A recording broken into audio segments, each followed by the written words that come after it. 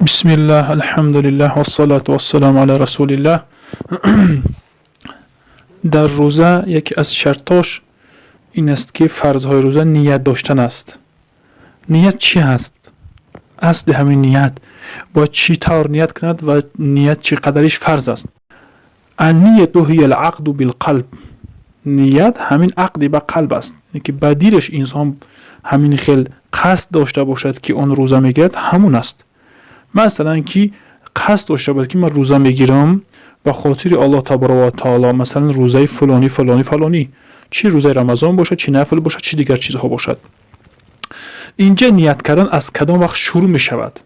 اصلا پیش از آن که ما بدونیم که نیت کردن از کدام وقت ضرور هست، در اینجا باید ما بدونیم که روزه چند قسم می شود. روزه در حقیقت قسم های گوناگون دارد. از جمله روزه هست از روزه فرضی میگن اون روزه رمضان هست. دیگر روزه نذری معین میگن.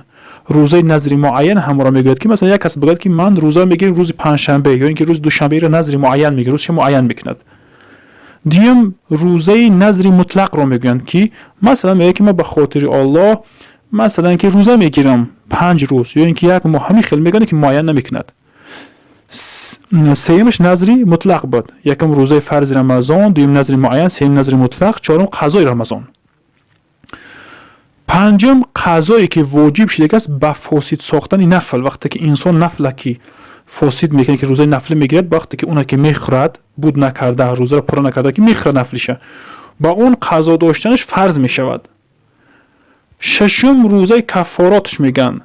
مثلا یک از قسم میخورد، اینکه زیهار میکند، اینها وقتی قسم میخواد که دروغ کی باشد 3 روز روزه میگیره و کفاراتش میگن که زیهار، مثلا که بعضنش زیهار میکند اون 2 ماه روزه میگیرد پای در پای. یکی از همونها که هفتم قسمش که روزه نفلی میشود. خلاصه گپ همین روزه هایی که 7 قسمی که گفتیم، اونها رو باید از کدام وقت باید نیت کند. اون شرط است که باید از شب نیت داشته باشد یا اینکه سحر شید خیست، مثلا یک نفر نمیدونست که فردا روزه هست، یگان چی خوردگی نیست، اما میخیزد میبیند که مردم روزه گرفته هستند، الکی صبح دمیدگی هست، الکی بامزا شاید خونده باشن، اون میتوند که روزه رو از همونجا کردن نیت کند. در اینجا میگد که یکی صومی بگه همون روزه رمضان را و نظر معین را، همین روزه رمضان است که همین روزه رمضان و نظر معین را، و بگیم که همون روزه نفلی را، کدام روزه نفلی نباشد، روزه همون نیت کردن از شب درست هست. از شب نیت کرده دیگه سحر خیسته را نیت کردن ضرور نیست است.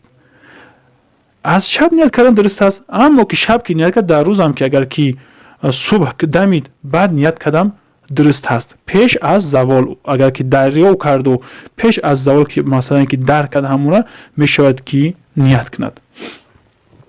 پیش از زوال نیت کردنش اگر در کرد گفته میشود. این صاحب هدایت میگه جامع صغیر را میگه که اگر پیش از نصف روز باشد همین صحیحش همین است.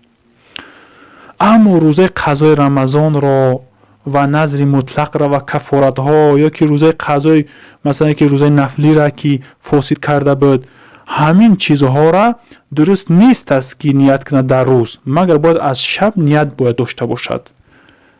اینها را باید از شب نیت کرده باشد که اگر که شب نفهمید، مثلا سحر خیست نخیست، مثلا که درک نکرد، یا اینکه خیست همین چای خورد یگام نیت نداشت با خور رفت، باید که صبح کرد، صبح شید گفت که ما باید روزه قضای رمضان بگیرفتیم و روزه نیت داشتیم، قضاش باید می‌داشتیم، قضای نفلی ما اون دیگر نیتی روزه قضاش هم کنه که روزه مثلا قضایی نفلیش هم اگر نیت کنه دیگر نمیشود. دیگر اینها از شب، یعنی که صبح ندمیده، شب گفته یعنی که صبح ندمیدگی باشد، اگر نیت کرد میشود.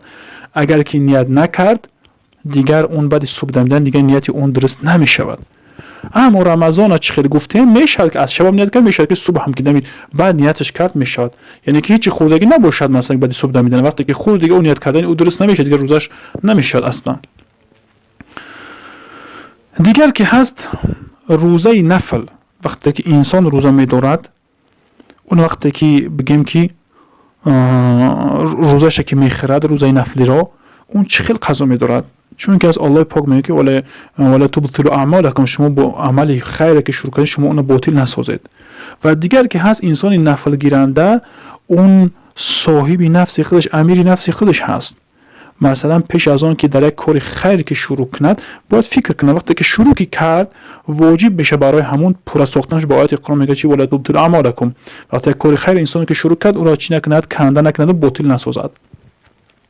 وقتی که انجام فهمیده بشه که شروع کردن که خیلی واجب میشود، وقتی که او را که شروع کرد واجب میشه که اون پورا بسازد. پورا که نساخت در مابین روز، مثلا اون شکست، یعنی که پوراش نکرد و نگرفتش، اون قضا داشتنش هم واجب میشه. برای قضا این داشتن باید از شب نیت کرده باشه، یعنی که پیش از صبح نمیدن. شب گفتم را که پیش از صبح دمیدن، بعد هفته که میشینه تا صبح دمیدن شب دمید روید. انا وقتی که صبح که دمید دیگه در علاقه روز ده شروع میشود. از اینجا فهمیده میشه که روز رمضان اگر که در شب هم که نیت نکرد میتوند که بعدی صبح دمیدن هم نیت کرده باشد. برای خاطر نیت یکی از فرضهای رمضان هست. نیت محلش بگیم قلب هست، عقد قلبی هست. وقتی که به قلبش که همین نیت داشته که رمضان رو میگیرد اون درست میشود. والله اعلم و السلام علیکم و رحمت الله.